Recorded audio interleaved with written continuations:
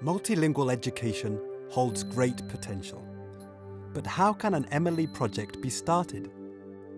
This video will describe how government agencies, linguists, local communities, civil society organisations and NGOs can cooperate on the steps needed to build strong MLE programmes.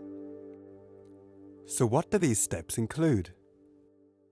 Supportive policies, preliminary research, awareness raising and mobilisation, alphabet development, teacher recruitment and training, curriculum and learning materials development, documentation and evaluation, funding and cooperation. Additional information can be found in the Implementers section of the UNESCO Advocacy Kit for promoting multilingual education. Let's now look at each of these steps individually. Supportive policies. Before an MLE programme can be started, policy issues must be addressed. Ideally, there would be a clear national policy embracing the MLE concept, supported through the national budget. If there is no national policy, local policies, or at least local permission in support of MLE pilot programmes can be established.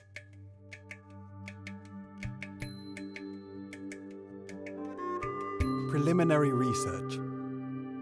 Accurate information about the language situation must be collected. The Ethnologue at www.ethnologue.com is a free resource which contains general linguistic information for most of the world's 7,000 languages. However, local surveys are needed to fully understand the language situation. Linguists, working in conjunction with local authorities and community leaders, can survey the proposed project area. Questions to be asked include the following. What languages are used in each village? How do people feel about their own language, as well as the language of their neighbours or the national language? What written materials exist in the local languages? What are local attitudes towards education? What other community problems, such as health or social welfare, could the MLE programme help solve? What resources are in the language communities? Are there musicians, storytellers, poets, religious leaders, or other people whose traditional knowledge could help benefit the project? Are there trained teachers who speak the language? And what are the main cultural, social, and economic conditions? Awareness raising and mobilisation. Mobilisation is about encouraging people to take action to improve their own lives. Minority people who may have suffered from discrimination sometimes believe that their language is worthless. So awareness raising and mobilisation is needed to firstly demonstrate that their language is valuable, and secondly explain the benefits of the MLE programme, illustrating how it will preserve the minority language and culture, while also helping the learners master the national language. Awareness raising and mobilisation activities at the regional and community level could include special presentations at festivals, community radio programmes, concerts of traditional music and posters. Community language committees can be formed to promote and advise the MLE project.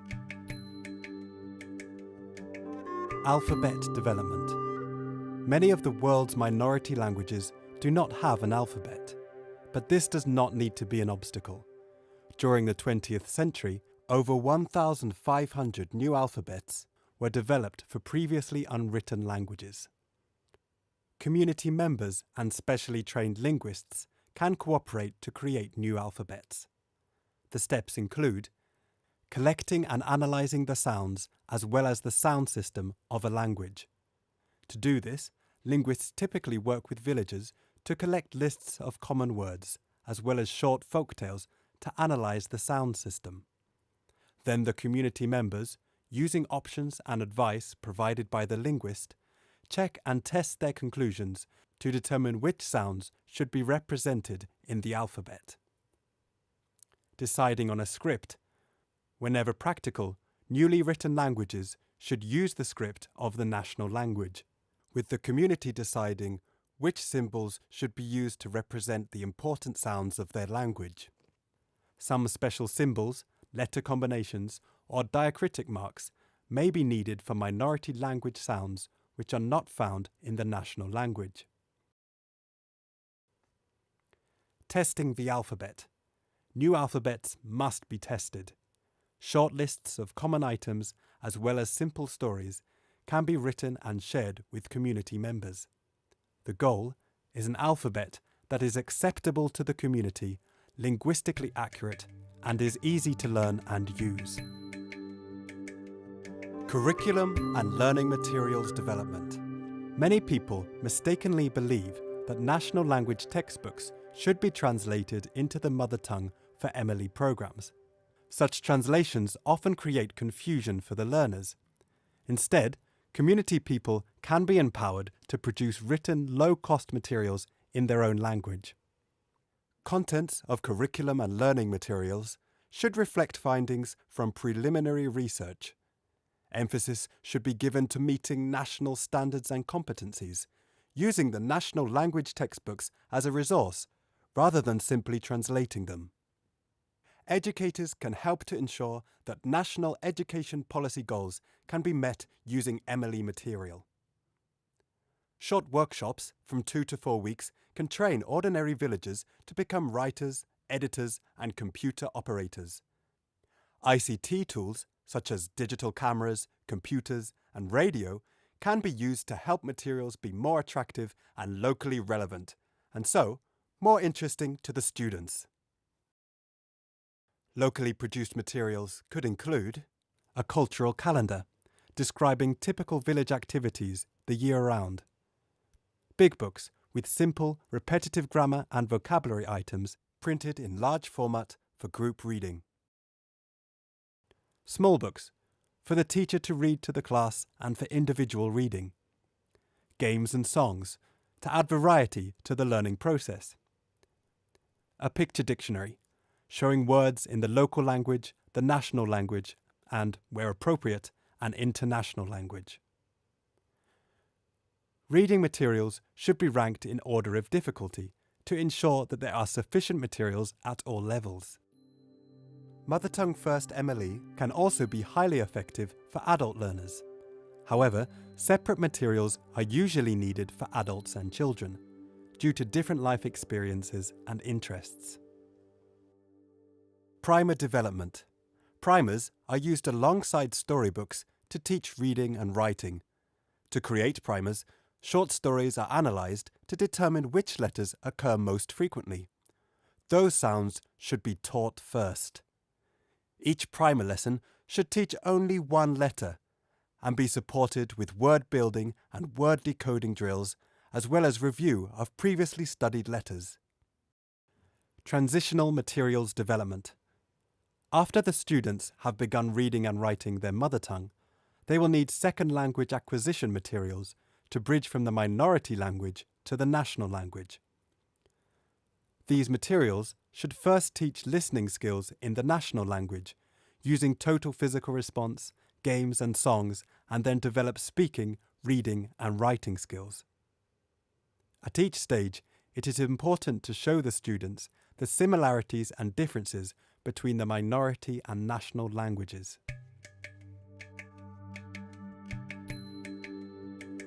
Teacher training.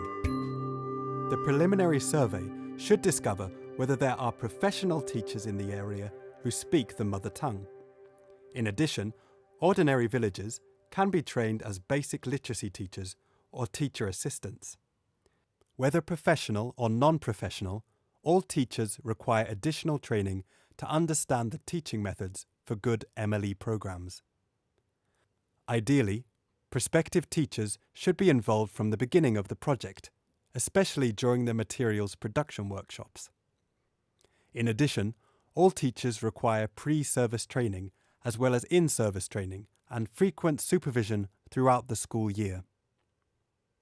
Once the program has begun, follow-up workshops and in-service training will be required to revise existing materials and prepare new materials.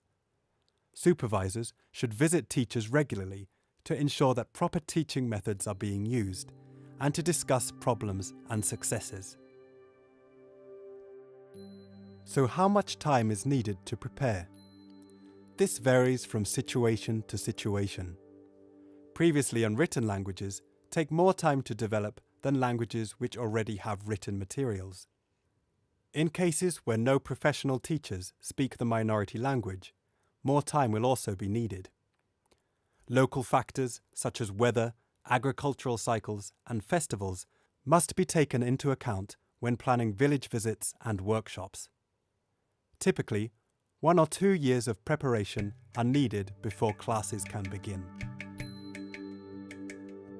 Evaluation and documentation. As with any development project, evaluations of the project and of the students' performances should be made at regular intervals to improve the quality of the programme and ensure maximum benefit to the learners. In the early years of school, students should be evaluated by MLE-specific criteria, rather than national exams. Once the children have developed fluency and confidence learning in the national language, they can be tested through national language exams. Funding. Obviously, sufficient funding is necessary for MLE programs. In the best programs, responsibility for providing the necessary resources is shared among the supporting partners, and wherever possible, resources should be sought from within the community. Outside funding is often required. However, because MLE is effective, more governments and international organisations are interested in supporting MLE programmes. Cooperation. Strong MLE programmes require cooperation from all involved. Government agencies, NGOs, multilateral organisations, scholars, and most importantly, the community. The Omgoi project in Thailand provides an example. The Thai Ministry of Education provided general policy support. UNESCO and ONFEC, the Office for Non-Formal Education Commission, provided funding. ONFEC cooperated with the Phuoc Karen community for the preliminary survey and awareness raising. ONFEC and the Phuoc Karen community recruited Thai and Phuoc Karen teachers. SIL, ONFEC and the Phuoc Karen community cooperated on alphabet development, materials development and teacher training. Finally, all the stakeholders cooperated on project evaluation. And so it can be seen that each stakeholder plays a vital role in project development and implementation. In conclusion, MLE is a useful tool, both for preserving the unique minority languages and cultures of our world, and for helping the minority speakers bridge to the larger society. MLE can help nations achieve their education for all goals among people who would otherwise be excluded by language barriers. MLE programs lead to literacy in the national language, thus enabling fuller participation in national economic and social development. Thus, MLE programs don't just benefit the minority community, but benefit the nation as a whole.